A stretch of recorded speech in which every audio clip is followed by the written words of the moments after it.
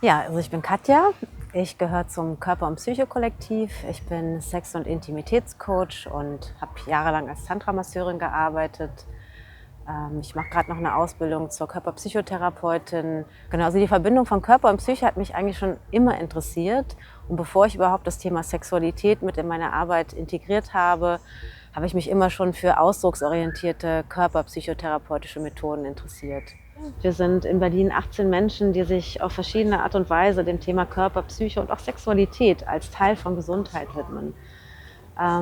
Und was mir wichtig war, dass wir diese Synergieeffekte miteinander erleben, dass nicht jeder vereinzelt seine Arbeit macht, sondern dass wir eben schauen, verschiedenen Menschen verschiedene Ansätze von Zugängen zu Körper, Sinnlichkeit und ihrer eigenen Psyche, ihrem eigenen Erleben zu bieten.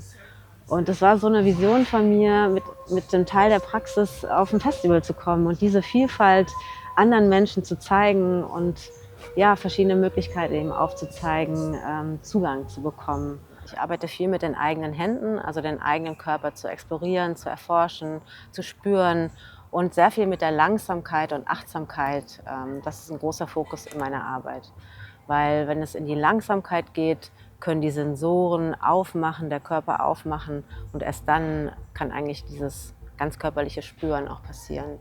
Ja, ich zeige verschiedene Möglichkeiten, den eigenen Körper zu berühren. Zum Beispiel heute gab es einen Pleasure Circle, wo ich Menschen angeleitet habe, den Körper zu berühren, verschiedene Techniken, die eigene Brust zu massieren, um den Energiestrom ins Becken zu leiten, aber auch wie die Yoni massiert werden kann, auf unterschiedliche Art und Weise. Das sind alles so Techniken auch aus der tantrischen Massage, die ich zeige. Also Menschen in ein selbstbestimmtes und selbstbewusstes körperliches, sinnliches Erleben zu führen, das ist, glaube ich, ein ganz großer Teil der Arbeit, die ich mache. Ich kann meine eigene Sexualität dadurch einfach viel, viel selbstbestimmter leben. Ich kann sagen, was ich möchte. Ich weiß genau, welche Bereiche meines Körpers mir Lust bereiten, mir Genuss bereiten. Und das macht die Sexualität einfach eine ganz andere. Eine Sexualität auf Augenhöhe. Das Konsensthema ist für uns total wichtig, gerade in sinnlichen Räumen, gerade in Räumen, wo man mit anderen Menschen agiert, die man vielleicht nicht kennt. Ja, haben wir uns ein Konzept ausgedacht, wo man eben täglich einen Konsens-Workshop wahrnehmen kann und mit diesen Bändchen kann man dann zu diesen Veranstaltungen kommen. Dabei geht es eben darum, sich selber zu erlauben, hineinzuspüren, was möchte ich gerade. Möchte ich diesen Kontakt, möchte ich den Kontakt nicht, brauche ich eine Pause, auch Ja und Nein zu sagen, auch zu einer Alternative vielleicht vorzuschlagen. Diese Freiräume, diese verkörperte Selbstermächtigung, von der ich immer wieder erzähle, die ja, wollen wir auch gerne vermitteln und auch leben aktiv. Ja, und wir leben in einer Welt, die nicht mehr nur binär ist, also was die Geschlechter angeht. Und in unserer Praxis ist es ein ganz wichtiges Thema. Wir haben Transmenschen, non-binäre Menschen, die bei uns arbeiten. Und ein Ziel dieses Jahr war für uns auch, dieses Thema mit aufs Festival zu bringen, dass sich eben wirklich alle Menschen wohlfühlen und wir nicht nur von Männern und Frauen sprechen, sondern von Menschen oder eben die Sprache sprechen, die diese Menschen brauchen. Ja, also das leben wir auch hier.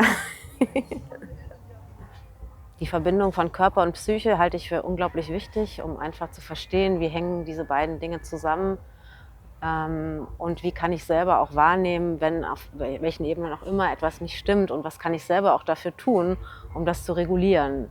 Also diese Selbstermächtigung einfach, die ich habe. Und wenn ich selber in einem guten Gespür mit mir bin, in diesem auch Herzkontakt, der für mich auch sehr wichtig ist, dann kann ich auch anderen Menschen auf diese Weise begegnen.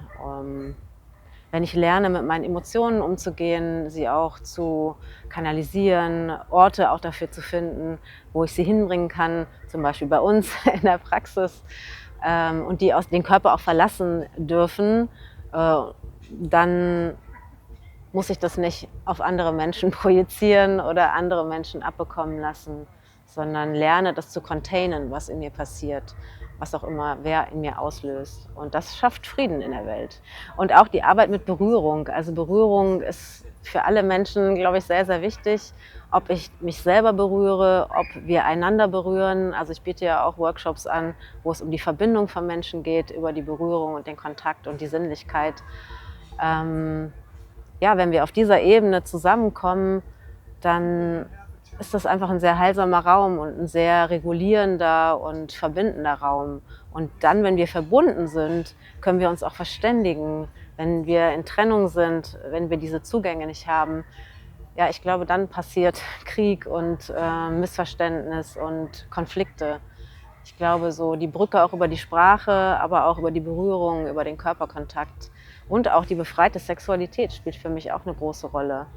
Also da, wo Sexualität unterdrückt ist, in uns schlummert, passieren blöde Sachen auch in der Welt.